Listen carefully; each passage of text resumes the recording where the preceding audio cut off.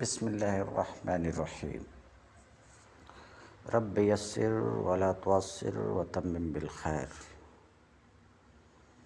بسم اللہ الرحمن الرحیم۔ رب اشرح لی صدری ویسر لی امری واحلل عقدۃ من لسانی یفقہوا قولی۔ بسم اللہ الرحمن الرحیم۔ الحمد للہ الواحد القدیم الماجد العظیم ماجد العظیم الواسع العلیم الذی خلق الانسان فی احسن تقویم وعلمہ افضل تعلیم وکرمہ علی کثیر ممن خلق ابین تکریم۔ احمدہ واستعینہ واعوذ بہ من الزلل واستہدیہ لصالح القول والعمل واسألہ ان یصلی علی النبی المصطفیٰ الرسول الکریم المجتبی محمد خاتم النبیین وسید المرسلین وعلی آلہ الطیبین الطاہرین ویسلم کثیرا۔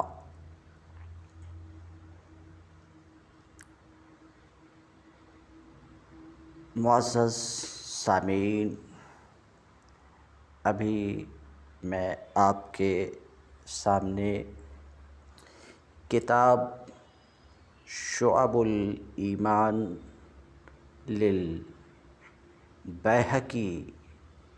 کا خطبہ پڑھا، جسے آپ نے سماعت فرمایا۔ محب گرامی حضرت محبوب العلماء والمشائخ حضرت سید امان اللہ پاشا صاحب حیدرآبادی، ان کا حکم ہے کہ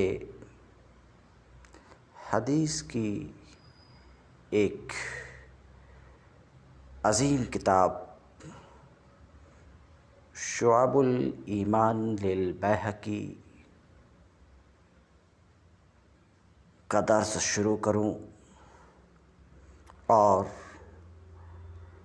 اس کتاب کے درس کو جلد از جلد مکمل کروں، چونکہ حضرت موصوف کا گزشتہ 1.5 سال سے مجھ سے رابطہ رہا، اور حضرت موصوف فی الواقع بڑے مشکل وقت میں میرے محسن و مددگار ثابت ہوئے ہیں، اور آج بھی حضرت موصوف اس ناچیز کا بڑی حد تک خیال رکھتے ہیں۔ اس لیے مجھ ناچیز پر لازم ہوا کہ میں شعب الایمان کا درس شروع کروں۔ چنانچہ حکم کے مطابق بانی جامعہ انواریہ حیدرآباد حضرت محبوب العلماء والمشائخ سید امان اللہ پاشا صاحب حیدرآبادی کے محبوب ادارہ باب العلم انواریہ ایجوکیشنل سوسائٹی و جامعہ انواریہ حیدرآباد انڈیا کے زیر اہتمام شعب الایمان للبیہقی کے درس کا ایک سلسلہ شروع کیا جاتا ہے۔ یہ سلسلہ تو میں شروع کر رہا ہوں اللہ کی توفیق اور اس کے فضل و کرم سے، مگر اللہ رب العزت کی بارگاہ میں دعا گو ہوں کہ مولا، جس طرح تو نے اس کتاب کے درس کے شروع کرنے کی توفیق عطا کی مولا اسی طرح اس کتاب کے درس کی تکمیل، اس کتاب کے دروس کو مکمل کرنے کی توفیق بھی عطا فرما مولا، تجھی سے سوال ہے۔ سامعین کرام، ابھی آپ نے ماتن کا خطبہ سنا جس کی ابتدا اس طریقے سے تھی: الحمدللہ الواحد القدیم الماجد العظیم الواسع العلیم الذی خلق الانسان فی احسن تقویم الی آخرہ۔ چونکہ ہمارے مشائخ کرام اساتذہ اعظام کی عادت جاریہ ہے کہ جب کبھی وہ کسی کتاب کا درس شروع کرتے رہے تو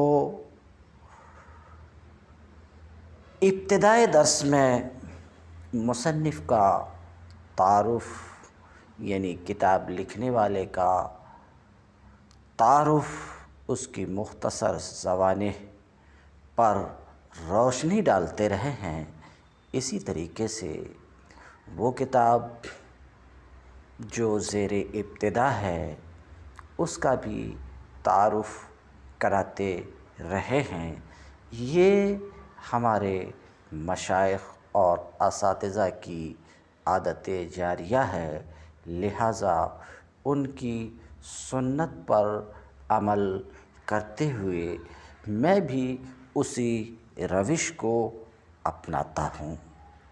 تو واضح رہے کہ شعب الایمان للبیہقی کا تعارف، بلفظ دیگر شعب الایمان للبیہقی کی حقیقت اور اس کی وجہ تصنیف۔ تو یہ کتاب جو آج ہمارے درس میں داخل ہے، یعنی شعب الایمان للبیہقی، واضح رہے کہ یہ امام حافظ بیہقی کی ان اہم ترین تصانیف میں سے ایک تصنیف ہے جو تصنیف اسانید اور طرق حدیث پر مشتمل ہے۔ مطلب یہ ہے کہ اس کتاب میں مصنف نے صرف متون حدیث، متن حدیث پر اکتفا نہیں کیا کہ نفس قول نبی، نفس قول صحابی، نفس قول تابعی کے بیان پر اکتفا نہیں کیا، بلکہ متن کے ساتھ ساتھ انہوں نے پوری سند بھی بیان کی ہے۔ سمجھ رہے ہیں؟ یہ ایک خصوصیت ہے اس کتاب کی۔ تو ہم کہہ سکتے ہیں کہ یہ کتاب شعب الایمان للبیہقی ان اہم ترین کتابوں میں سے ایک کتاب ہے جو اسانید اور طرق حدیث پر مشتمل ہے۔ وہ طرق حدیث جنہیں حافظ بیہقی نے اس کتاب میں جمع کیا ہے۔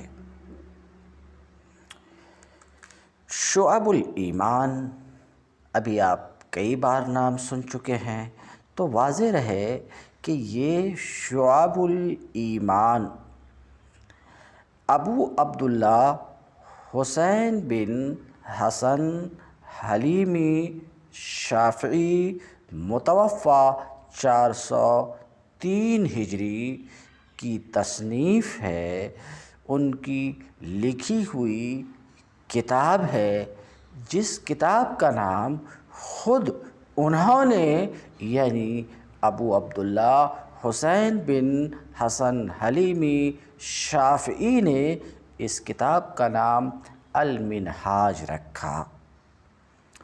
تو مصنف نے اس کتاب کا نام المنہاج رکھا ہے، اور یہ المنہاج ایک عظیم کتاب ہے، 3 جلدوں پر مشتمل ہے۔ اس کتاب میں احکام کثیرہ اور مسائل فقہیہ اور ان کے علاوہ وہ امور جن کا تعلق اصول ایمان، قیامت کی نشانیاں اور احوال قیامت سے ہے، یہ باتیں بیان کی گئی ہیں۔ اور حافظ بیہقی کی کتاب کا نام، جیسا کہ آپ نے سنا، سمجھ رہے ہیں، حافظ بیہقی کی کتاب کا نام ہے شعب الایمان۔ اسی طریقے سے یہ کتاب الجامع لشعب الایمان کے نام سے بھی جانی جاتی ہے۔ اسی طریقے سے یہ کتاب الجامع المصنف لشعب الایمان کے نام سے بھی جانی جاتی ہے۔ تو ان ناموں کی وجہ سے آپ کنفیوژن نہ ہوئیے گا۔ ان ناموں کی تحقیق ابھی پھر ہم کریں گے۔ موٹی سی بات یہ ہے کہ کتاب شعب الایمان، جس کا درس ہم شروع کر رہے ہیں، یہ اصل کتاب تصنیف ہے۔ یہ اصل میں کتاب مصنف ابو عبداللہ حسین بن حسن حلیمی شافعی کی ہے، ان کی تصنیف ہے۔ اس تصنیف پر کچھ اضافہ اور وہ کچھ کیا ہے اس کا بیان ہم کریں گے۔ کچھ اضافہ حافظ بیہقی علیہ الرحمۃ والرضوان نے کی ہے۔ ان کی تصنیف کا نام المنہاج ہے، اور حافظ بیہقی کے اضافہ کے بعد اس کتاب کا کیا نام ہے؟ تو مشہور نام شعب الایمان ہے، اور بھی دیگر اسماء ہیں جن کی قدر تفصیل انشاءاللہ عنقریب آج ہی کے درس میں بیان کروں گا۔ بہرحال تو حافظ بیہقی کی کتاب کا نام کیا ہے، سمجھ رہے ہیں؟ تو الجامع لشعب الایمان، الجامع المصنف لشعب الایمان، یہ اسماء ہے حافظ بیہقی کی تصنیف کے، ان کی اس کتاب کے۔ امام بیہقی نے روایت کی ہے کہ ان الایمان بضع و سبعون شعبۃ افضلها لا الہ الا اللہ۔ یقیناً ایمان کے 70 سے کچھ زیادہ شاخیں ہیں، ان میں سے افضل ترین شاخ لا الہ الا اللہ کہنا ہے۔ یہ روایت یہ حدیث جس کی روایت حافظ بیہقی نے کی ہے، اسی روایت کو صاحب منہاج یعنی حسین حلیمی نے بھی لیا ہے اپنی کتاب منہاج کو 77 ابواب پر تقسیم کرنے کے لیے۔ چنانچہ ایمان کی صفت اور تعریف بیان کرنے کے بعد اسی حدیث سے ایمان کے 77 شعبے شمار کرائے ہیں۔ مصنف یعنی صاحب منہاج حسین حلیمی شافعی، متوفی 403 ہجری نے۔ بہرحال امام بیہقی نے اپنی اس کتاب میں یعنی الجامع لشعب الایمان میں احادیث کو کئی اسنادوں کے ساتھ اور منفرد جدید طریقوں کے ساتھ لائے ہیں اور ایمان کی اور اسناد کو صحیح یا ضعیف قرار دینے کے لیے ان پر تنقید بھی کیے ہیں اور انہوں نے سند کے علل اور اس کی علتوں پر بھی کلام کیا ہے اپنی اس کتاب میں۔ اور اس کتاب کی تقسیم کے لیے انہوں نے ابواب قائم کیے ہیں جیسا کہ عام طور سے مصنفین کرتے ہیں، اور اس کے احکام کو ایسی تقسیم کے ساتھ تقسیم کیا ہے جو کتاب کے موضوع کے مناسب و مطابق ہے، جبکہ عقائد اور فقہ سے متعلق اس کے نقوش یعنی وسائل احادیث سے ماخوذ ہیں۔ اب آپ سماعت فرمائیں کہ اس کتاب یعنی شعب الایمان للبیہقی، جس کے کئی نام آپ سن چکے ہیں، اس لیے ناموں کے بدلنے سے کنفیوژن نہ ہوئیے گا۔ اس کتاب کی تالیف و تصنیف کی وجہ امام بیہقی نے شعب الایمان کی وجہ تالیف خود بیان کی ہے، جو اس طریقے سے ہے۔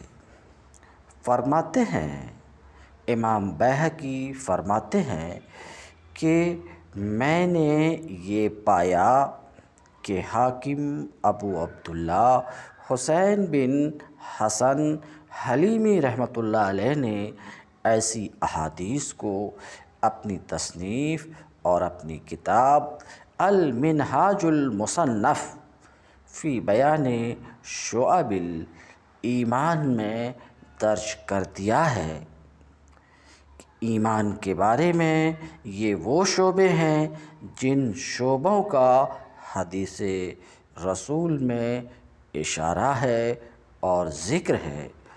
ہر ایک شعبے کی حقیقت اور ان چیزوں کا بیان جس کی طرف اس شعبے کو استعمال کرنے والے کو ضرورت پڑتی ہے، اس کے فرائض، اس کی سنتیں، اس کے مستحبات اور وہ اخبار و آثار جو اس کے مفہوم میں آئی ہیں، شیخ نے اس قدر ان کا بیان کر دیا ہے جو کہ کافی ہے۔ لہٰذا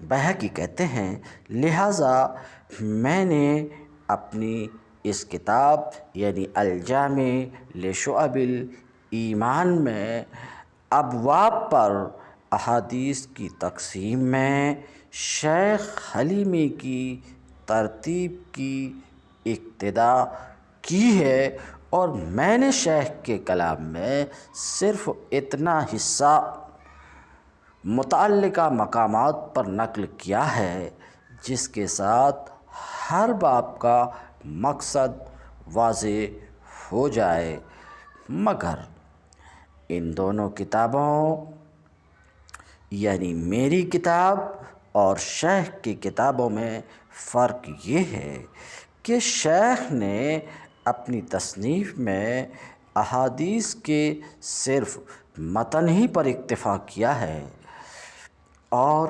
اسناد کو مکمل طور پر اختصار ملحوظ ہونے کی وجہ سے حذف کر دیا ہے، جبکہ میں نے ایسا نہیں کیا ہے، بلکہ میں اسناد کو بھی مکمل طور پر ذکر کیا ہوں، اور میں اس سلسلے میں محدثین کا طریقہ اپنایا ہوں۔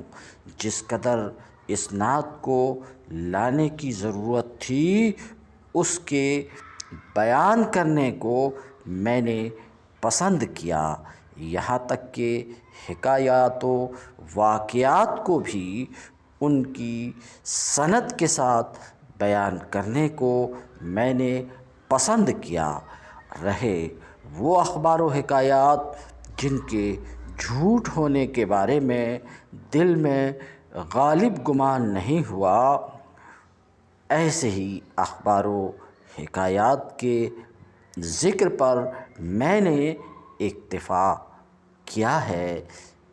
حافظ بیہقی بتاتے ہیں یہ فرق ہے میری تصنیف اور ان کی تصنیف کے درمیان کہ انہوں نے اپنی تصنیف میں صرف متن کے ذکر پر اکتفا کیا ہے، اور میں متن کے ساتھ ساتھ سند کو بھی ذکر کیا ہوں۔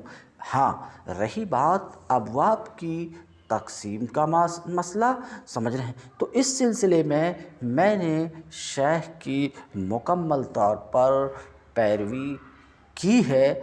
ہاں، صرف بقدر ضرورت متعلقہ مقامات پر صرف اتنی سی بات کا اضافہ کیا ہے جس سے باب کا مقصد واضح ہو جاتا ہے۔ یہ فرق ہے میری تصنیف اور حضرت شیخ حلیمی شافعی متوفی 403 ہجری کی تصنیفوں کے درمیان۔ تو میری جو یہ کتاب ہے، ان کتاب میں اخبار و حکایات کو بھی رکھا ہوں، مگر واضح رہے کہ اس کتاب میں انہی اخبار و حکایات کو رکھا ہوں جن کے جھوٹ ہونے کے بارے میں دل میں غالب گمان نہیں ہوا، انہی پر میں نے اکتفا کیا۔ اور اس طرح امام بیہقی رحمۃ اللہ علیہ نے اس کتاب میں جھوٹی اور مکذوبہ احادیث و روایات سے بچنے کا یہ راستہ اور یہ طریقہ اختیار کیا ہے۔ اس کتاب میں انہوں نے ہر وہ حدیث درج کر دی جو ان کو حفظ تھی، جو کہ جھوٹی نہ ہو۔ ابھی آپ نے میری زبان سے اس کتاب کے نام کبھی الجامع لشعب الایمان سنا، کبھی شعب الایمان سنا، کبھی الجامع المصنف لشعب الایمان سنا۔ تو اس کتاب کی قدر تحقیق یہ ہے کہ یہ کتاب کئی ناموں سے یہ کتاب یاد کی گئی ہے، جانی اور پہچانی گئی ہے۔ ایک نام تو اس کا ہے الجامع لشعب الایمان۔ یہ نام مختصر سیاق نیساپور میں درج ہے۔ اسی طریقے سے الجامع یہ امام بیہقی نے یہ نام الجامع یہ نام امام بیہقی نے خود رکھا ہے۔ یہ نام مصنف رحمۃ اللہ علیہ کی دو کتابوں، نمبر 1 کتاب الاعتقاد، نمبر 2 کتاب الزہد میں مذکور ہے۔ اسی کے بارے میں یہ نام بھی مستعمل ہوا ہے۔ نمبر 3 الجامع المصنف فی شعب الایمان۔ نمبر 4 مختصر شعب الایمان۔ ہاں، مختصر شعب الایمان کی جہاں تک بات ہے تو یہ کتاب اصل شعب الایمان کی تلخیص و اختصار ہے، اور اس تلخیص کرنے والے کا نام قزوینی ہے۔ تلخیص کا سن 619 ہے۔ اسی تلخیص کی تحقیق شیخ زکریا نے اسی نام مختصر شعب الایمان کے نام سے کی ہے۔ انہوں نے اس کی نسبت امام بیہقی کی طرف کی ہے۔ یہ انتہائی مختصر اور سمجھنے میں مخل ہے۔ اسی طریقے سے اس کتاب کا نام شعب الایمان، متقدمین نے اس کے نام رکھنے میں اختصار سے کام لیا ہے اور یہی نام رکھا ہے، اور اسی نام کے ساتھ متقدمین کے یہاں یہ مشہور ہے شعب الایمان۔ اس کا وہ مشہور نام جو حفاظ حدیث نے اطلاق کیا ہے، واضح رہے وہ شعب الایمان ہی ہے، شعب الایمان ہی ہے۔ تو ابھی آپ نے دیکھا، آپ کو کنفیوژن نہیں ہونی چاہیے کہ اس کتاب کے نام کیا ہیں۔ تو آپ نے دیکھا کہ یہ کتاب مشہور و معروف ہے، زیادہ مشہور و معروف ہے شعب الایمان کے نام سے، یعنی شعب الایمان للبیہقی کے نام سے۔ اس کے سوا اس کا نام الجامع بھی ہے، اس کے سوا اس کا نام الجامع لشعب الایمان بھی ہے، اس کے سوا اس کا نام الجامع المصنف لشعب الایمان بھی ہے۔ تو یہ رہا مختصر تعارف اس کتاب یعنی شعب جیسا کہ میں نے عرض کیا کہ آغاز کتاب میں کتاب اور صاحب کتاب کا کچھ تعارف پیش کروں گا۔ آپ نے کتاب کا تعارف سماعت فرمایا، اب میں مختصراً صاحب کتاب کے تعارف کو آپ کے سامنے رکھتا ہوں۔ یہ کتاب یعنی شعب الایمان، اس کے مصنف حافظ امام بیہقی کی شخصیت اور ان کی تصانیف، تو واضح رہے کہ نام ان کا احمد ہے، ان کے والد کا نام حسین اور دادا کا نام علی، پردادا کا نام موسیٰ، کنیت ان کی یعنی مصنف کی ابو بکر ہے، اور بستی کی طرف نسبت کر کے بیہقی کہلاتے ہیں، جیسا کہ ابھی قدرے اس کی تفصیل آئے گی۔ شہر کی طرف نسبت کرتے ہوئے یہ نیساپوری کہلاتے ہیں۔ یہ صاحب کتاب یعنی ابو بکر احمد بن حسین بن علی بن موسیٰ بیہقی نیساپوری، امام، حافظ، علامہ، محدث، فقیہ، اصولی، زاہد، بیہق کی طرف نسبت کرتے ہوئے بیہقی ہیں۔ یہ متحدہ نیساپور کی مضافاتی بستی تھی جو نیساپور سے 20 میل کے فاصلے پر واقع تھی۔ اسی شہر نیساپور کی ایک بستی کا نام بیہق ہے، اسی بستی کی طرف نسبت کرتے ہوئے انہیں بیہقی کے نام سے جانا جاتا ہے، اور اس بستی کے شہر کا نام نیساپور ہے۔ شہر کی طرف نسبت کر کر کے نیساپوری بھی ان کو کہا جاتا ہے۔ بہرحال تاریخ پیدائش ماہ شعبان سن 384 ہجری ان کی تاریخ ولادت بتائی جاتی ہے۔ جہاں تک تاریخ وفات کی بات ہے تو ماہ جمادی الاولیٰ 458 458 ہجری ان کی بتائی جاتی ہے۔ شخصیت امام حافظ بیہقی رحمۃ اللہ علیہ عابد و زاہد تھے، متقی پرہیزگار تھے، قناعت شعار تھے، مگر باوجود اس کے وہ علم کے ساتھ انتہائی عشق اور انہماک رکھتے تھے۔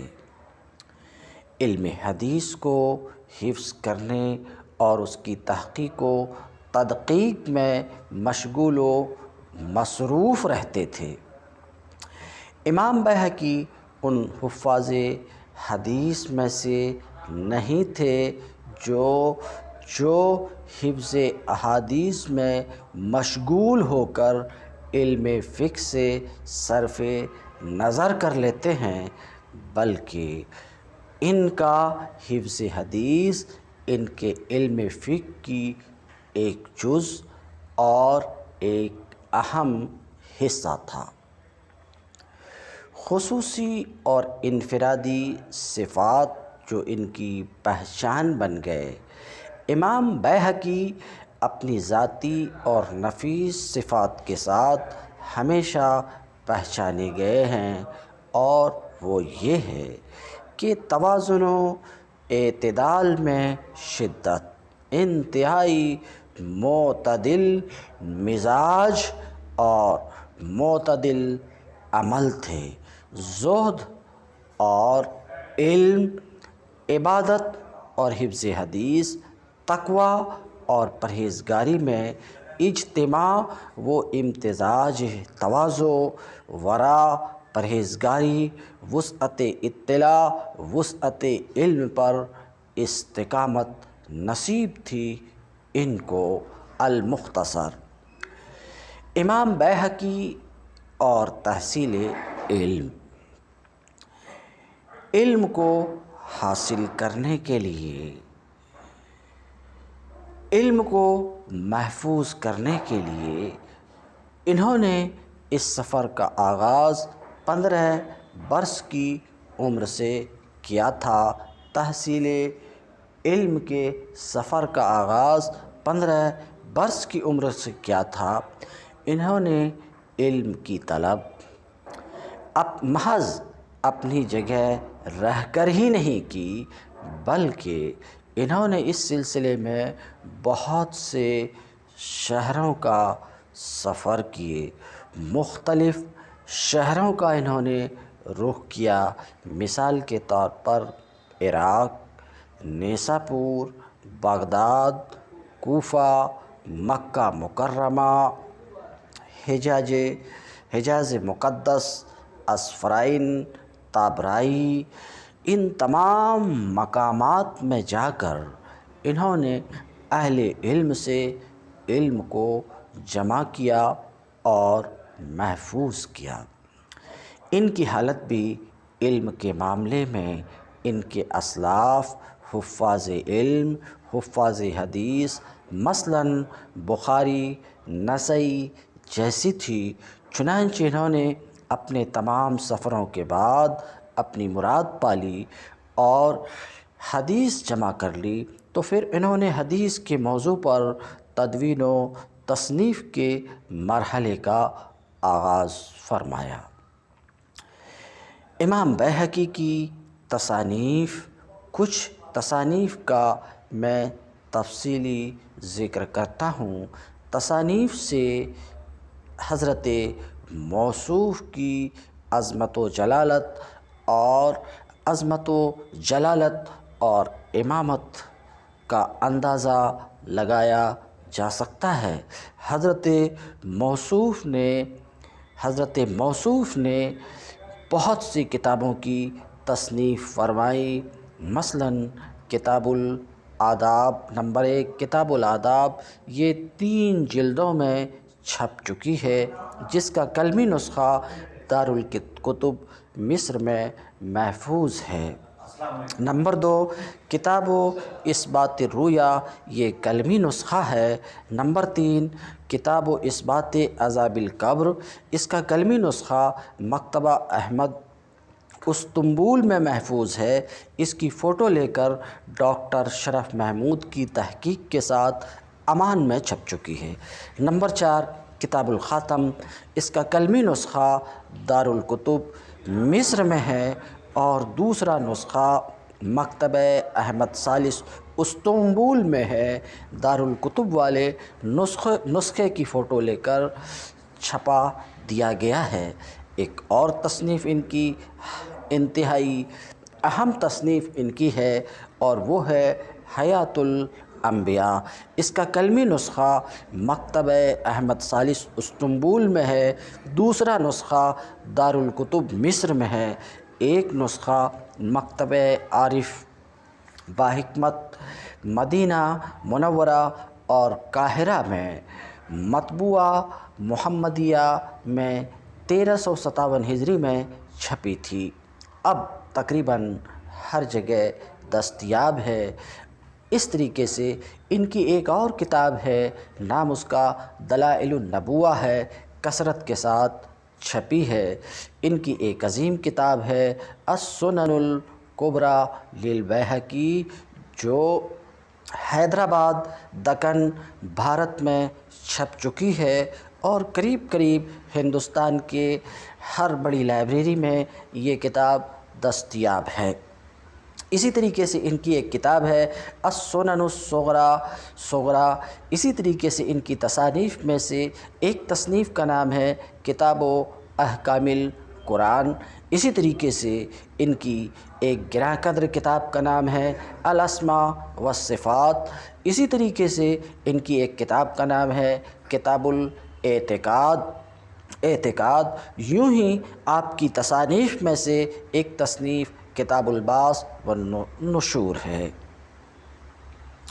آپ کی تصانیف میں سے ایک تصنیف کا نام الاربعین الکبریٰ والاربعین الصغریٰ ہے۔ یوں ہی آپ کی تصانیف میں سے ایک تصنیف کا نام ہے بیان خطائے من اخطأ علی الشافعی۔ اسی طریقے سے آپ کی ایک کتاب کا نام ہے کتاب و تخریج احادیث الام۔ یوں ہی آپ کی ایک کتاب کا نام ہے کتاب الدعوات الکبیر۔ اسی طریقے سے آپ کی ایک کتاب کا نام ہے کتاب الخلافات بین الشافعی و ابی حنیفہ۔ یوں ہی آپ کی ایک تصنیف کتاب الزہد الکبیر کے نام سے جانی جاتی ہے۔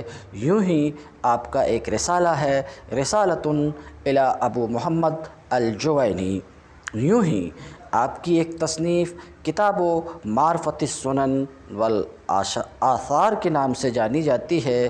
اسی طریقے سے فن قرأت کا مطلب یہ ہے کہ امام کے پیچھے قرأت کے تعلق سے ان کی ایک کتاب ہے کتاب القرأۃ خلف الامام، یہ بھی آپ کی تصنیف ہے۔ یوں ہی آپ کی تصانیف میں ایک تصنیف کتاب و مناقب الشافعی بھی ہے۔ امام بیہقی چونکہ شافعی المسلک تھے، وہ فرماتے ہیں کہ یہ میرا محبوب ترین مذہب ہے، لہٰذا انہوں نے اس مذہب کا دفاع کیا ہے۔ ان کی اس موضوع پر متعدد کتب موجود ہیں، مثلاً مناقب الشافعی، رد الانتقاد علی لفظ الامام الشافعی، بیان خطائے من اخطأ الشافعی، کتاب و تخریج احادیث الام۔ تو ایک کتاب کا نام ہے بیان خطائے ابن علی من اخطأ الشافعی، اور ایک تصنیف کا نام ہے کتاب و تخریج احادیث الام۔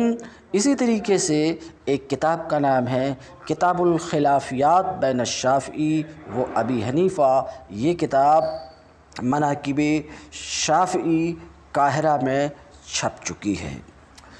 ان کی تصانیف میں سے ایک تصنیف کتاب القضاء والقدر ہے، ایک تصنیف کتاب و فضائل الاوقات للبیہقی ہے۔ اسی طریقے سے ایک کتاب کا نام ایمان ہے، ایک اور کتاب کا نام الترغیب والترہیب ہے۔ اسی طریقے سے رسالہ فی حدیث الجوع، یہ بھی ان کا ایک رسالہ ہے، اسی طریقے سے ان کی ایک تصنیف فضائل الصحابہ، اسی طریقے سے ان کی ایک کتاب کتاب الاسراء، اسی طریقے سے ان کی ایک کتاب کتاب المبسوط فی نصوص الشافعی، یوں ہی ان کے تصانیف میں سے ایک تصنیف ہے مناقب احمد بن حنبل، یوں ہی ان کے تصانیف میں سے ایک تصنیف معرفت و علوم حدیث، ان کی تصانیف میں سے ایک تصنیف جامع ابواب وجوہ قراءۃ القرآن، ان کی تصانیف میں سے ایک تصنیف ہے جامع ابواب قراءۃ فی الصلاۃ علی الامام والماموم، یوں ہی ان کی تصانیف میں سے ایک تصنیف ینابیع الاصول بھی بتائی جاتی ہے، یوں ہی ان کی تصنیف میں ترتیب الصلاۃ رسالے کا نام بھی آتا ہے، اور ایک تو وہ تصنیف جو اس وقت ہمارے زیر درس ہے، یعنی شعب الایمان۔ امام بیہقی علیہ الرحمۃ و رضوان، ان کی تصانیف کی ایک مختصر فہرست ابھی آپ کے سامنے رکھی گئی، اور آپ نے وہ فہرست دیکھی جس میں یہ کتاب شعب الایمان بھی شامل ہے، انہی کتابوں میں سنن کبریٰ سنن صغریٰ بھی شامل ہے، انہی کتابوں میں حیات الانبیاء بھی شامل ہے، اور یہ کتابیں بلند پایہ کتب تصانیف ہیں، تو یہ کتابیں خود اپنے مصنف کی بلندی، عظمت، جلالت، امامت کا پتہ دیتی ہیں۔ حافظ جلال الدین سیوطی علیہ رحمۃ و رضوان حافظ بیہقی کا تعارف کرتے ہوئے کہتے ہیں کہ اور انہوں نے یعنی جلال الدین سیوطی نے طبقات الحفاظ میں کہا ہے کہ امام بیہقی کی تصانیف ان کے ہاتھوں سے لکھی گئی کتابوں کی تعداد 1000 کے قریب ہے۔ یہ گواہی اور کوئی نہیں، جلال الدین سیوطی دے رہے ہیں، جو خود بھی صاحب تصانیف کثیرہ ہیں۔ انہوں خود کہتے ہیں کہ ان کی تصانیف کی تعداد 1000 کے قریب پہنچتی ہے۔ اس قدر تصانیف اور اس قدر اہم تصانیف سے ان کی اہمیت و عظمت کا اندازہ کیا جانا کچھ مشکل نہیں ہے۔ حافظ بیہقی کی وفات جمادی الاولیٰ 458 ہجری میں نیساپور اور بستی بیہق میں دفن ہوئے۔ اللہ تعالیٰ ان کی قبر پر رحمت کی برسات، رحمت کی بارش برسائے، جیسا کہ میں خطبہ پڑھنے کے بعد، مصنف کے خطبہ پڑھنے کے بعد عرض کیا تھا کہ اپنے مشائخ اور اساتذہ کی سنت پر عمل کرتے ہوئے ابتدائی درس میں کتاب اور صاحب کتاب کا تعارف پیش کروں گا۔ مختصراً وہ کام میں کر چکا، اس لیے اب خطبہ پر تھوڑی سی گفتگو۔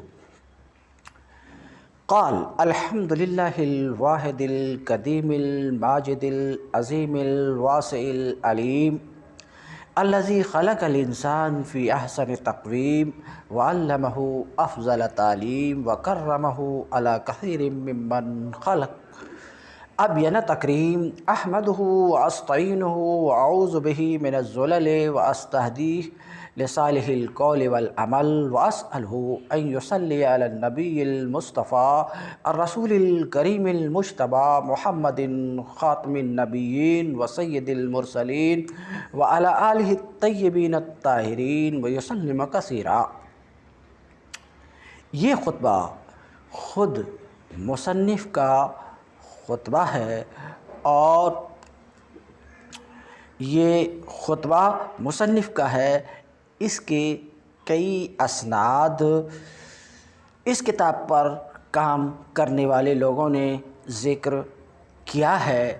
خود اسی کتاب کے مقدمے میں اس کی 3 سندیں ذکر کی گئی ہے۔ میں ان سندوں سے صرف نظر کر کے، کیونکہ یہ بات واضح ہے کہ یہ مصنف کا خطبہ ہے، تو مصنف اپنے خطبہ میں کیا فرماتے ہیں؟ الحمدللہ الواحد القدیم، کل تعریفیں، تمام تعریفیں اللہ واحد قدیم، صاحب مجد، صاحب عظمت، صاحب وسعت، صاحب علم کے لیے، جس نے انسان کو خوبصورت ترین شکل و صورت پر بنایا اور اسے سب سے زیادہ فضیلت والا علم عطا کیا، اور اسے اپنی بہت سی مخلوقات پر عزت و شرف بخشا اور واضح ترین تکریم سے نوازا۔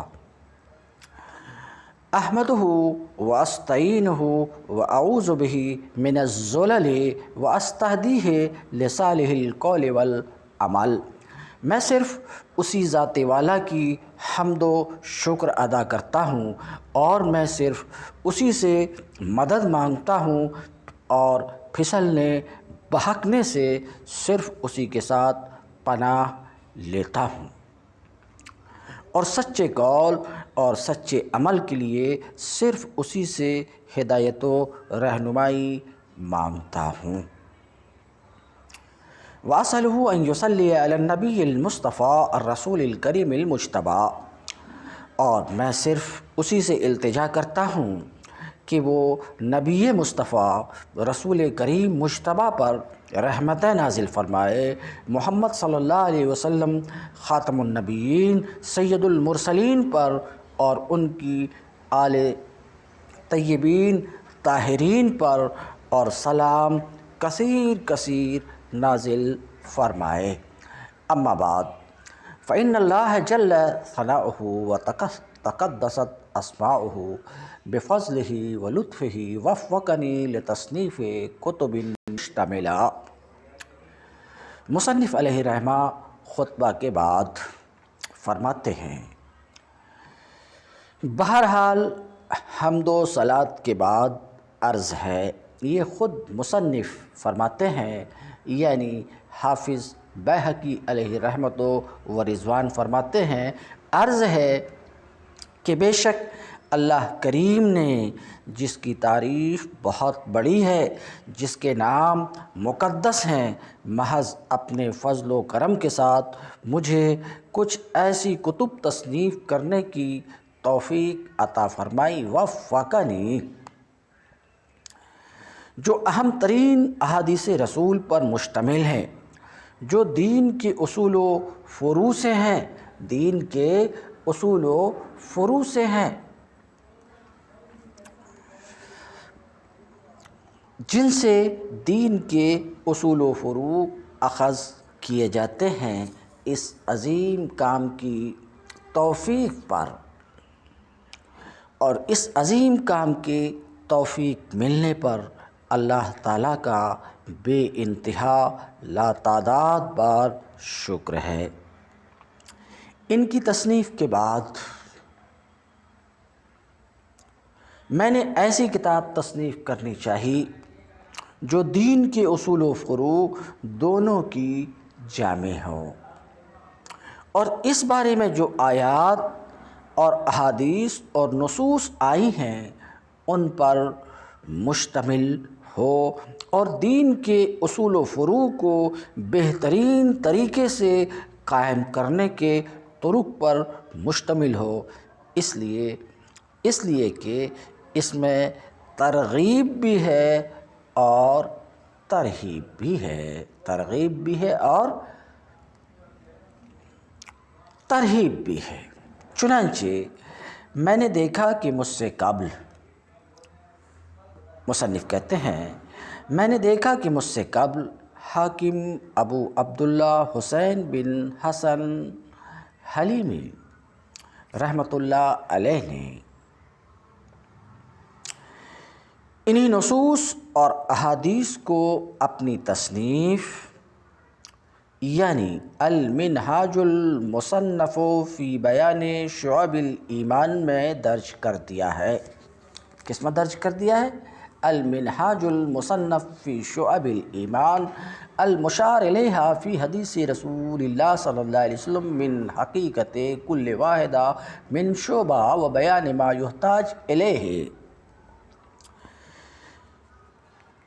یہ وہ شعبے ہیں جن شعبوں کا حدیث رسول میں اشارہ ہے اور ذکر ہے، ہر ایک شعبے کی حقیقت اور ان چیزوں کا بیان جن کی طرف اس شعبے کو استعمال کرنے والے کو ضرورت ہوتی ہے، اس کے فرائض، اس کی سنتیں، اس کے مستحبات اور وہ اخبار و آثار جو اس کے مفہوم میں آئی ہیں، حضرت شیخ نے اس قدر ان کا بیان کر دیا ہے جو کہ کافی ہے۔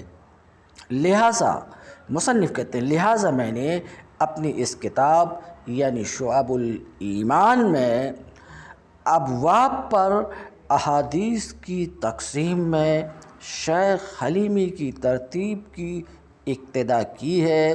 اپنی طرف سے میں نے ابواب کی ترتیب نہیں دی ہے، بلکہ انہی کی ترتیب دادہ ابواب پر اکتفا کیا ہے، اور میں نے شیخ کے کلام میں سے صرف اتنا سا حصہ متعلقہ مقامات پر نقل کیا ہے جس کے ساتھ ہر باب کا مقصود واضح ہو جاتا ہے۔ مگر دونوں کتابوں میں، یہ خود مصنف کی تصریح ہے، مگر دونوں کتابوں میں، اس سے پہلے بھی یہ بات میں نقل کیا لیکن وہ اپنے طور پر تھی، یہ مصنف کی تصریح کے مطابق ہے، مگر دونوں کتابوں میں فرق یہ ہے کہ شیخ نے اپنی اس تصنیف میں احادیث کے صرف متن ہی پر اکتفا کیا ہے، شیخ حلیمی علیہ الرحمہ نے، اور اسناد کو مکمل طور پر اختصار کے پیش نظر حذف کر دیا ہے۔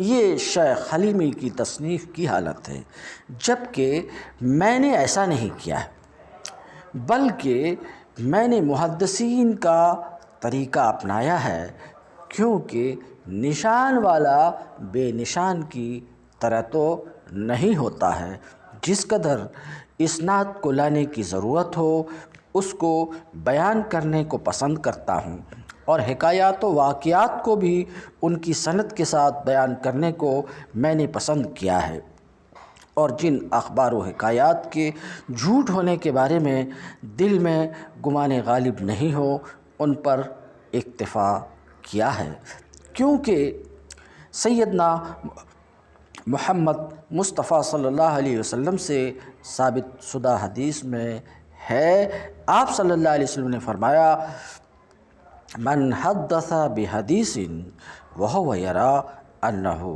کذب فهو احد الکاذبین۔ جو شخص کوئی حدیث بیان کرتا ہے حالانکہ وہ یہ دیکھتا ہے کہ یہ جھوٹ ہے تو وہ جھوٹوں میں سے ایک ہے، اگر کاذبین ہے، اور کاذبین ہے احد الکاذبین تو وہ دو جھوٹوں میں سے ایک جھوٹا ہوتا ہے۔ اور ہم نے امام ابو عبداللہ محمد بن ادریس شافعی سے نقل کیا ہے، ایسا مصنف کہتے ہیں، انہوں نے اس کو سفیان بن عیینہ سے روایت کیا ہے۔ وہ کہتے ہیں، سفیان بن عیینہ کہتے ہیں کہ ایک دن مجھے امام زہری نے ایک حدیث بیان کی تو میں نے ان سے کہا، کیا کہا؟ آپ اس کو سند کے بغیر لائیے۔ تو امام زہری نے جواب میں فرمایا، اترک السطح بلا سلم، رکے یا یرکا چڑھنا، سطح چھت، سلم سیڑھی۔ تو کیا فرمایا امام زہری نے؟ اترک السطح بلا سلم، کیا آپ چھت پر سیڑھی کے بغیر چڑھ جائیں گے؟ میں نے اس حدیث کی سند کو اور اس حکایت کو اپنی بعض کتاب میں ذکر کیا ہے، اور ان کتابوں میں بھی میں اس حدیث کی سند کو لایا ہوں۔ وہ کتابیں یہ ہیں: کتاب الایمان، کتاب الاسماء والصفات، کتاب القدر، کتاب الرؤیہ، کتاب دلائل النبوہ، کتاب البعث والنشور، کتاب عذاب القبر، کتاب الدعوات، ان میں بھی اس حدیث کی سند مذکور ہے۔ تو یہ بات تو معلوم ہوئی ہی کہ ان کتابوں میں اس حدیث کی سند بھی مذکور ہے مصنف کی طرف سے۔ وہیں ایک فائدہ یہ بھی ہوا کہ یہ کتابیں حضرت مصنف کی لکھی ہوئی کتابیں ہیں، ان کی اپنی تصانیف ہیں، اس بات کا بھی علم ہوا۔ اس کے بعد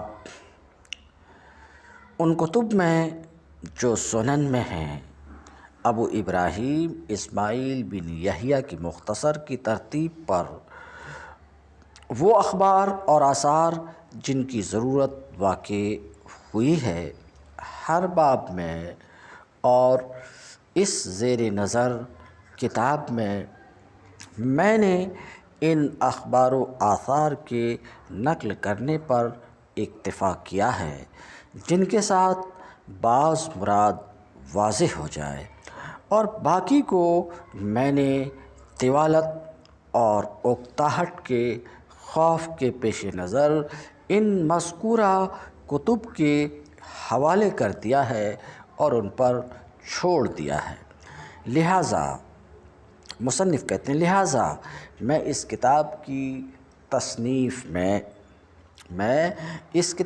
تصنیف میں اور اپنے دیگر تمام امور میں اللہ تعالیٰ سے مدد مانگتا ہوں، صرف اسی کی استعانت جس کی مدد کے بغیر نہ تو کوئی گناہ سے بچ سکتا ہے، نہ کوئی گناہ سے بچ سکتا ہے، اور نہ نیکی کرنے کی سعادت رکھتا ہے۔ لا حول لہ ولا قوت الا باللہ العلی العظیم، جس کی مدد کے بغیر نہ تو کوئی گناہ سے بچ سکتا ہے اور نہ نیکی کر سکتا ہے، ہاں صرف اور صرف اللہ علی العظیم کی مہربانی کے ساتھ۔ تو یہ بندہ حقیر بھی اللہ رب العزت کی بارگاہ میں دل کی گہرائی سے دعا گو ہے کہ مولا تعالیٰ اس کتاب کے دروس مکمل کرنے کی مجھے توفیق عطا فرمائے، اور اپنے فضل و کرم سے لغزش غلطی سے محفوظ رکھے۔ بالخصوص اللہ رب العزت اپنا خاص فضل و کرم نازل فرمائے۔ میرے محسن و کرم فرما محبوب العلماء والمشائخ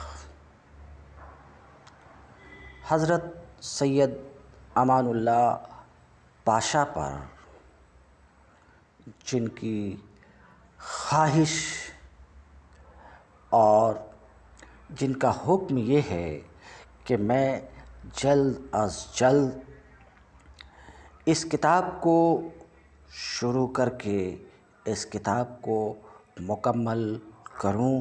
اللہ رب العزت کی بارگاہ میں دعا ہے کہ اللہ رب العزت ان کی اس خواہش کی تکمیل فرمائے اور حضرت موصوف کو دین و دنیا میں سرخرو فرمائے، ان کے صحت کی حفاظت فرمائے۔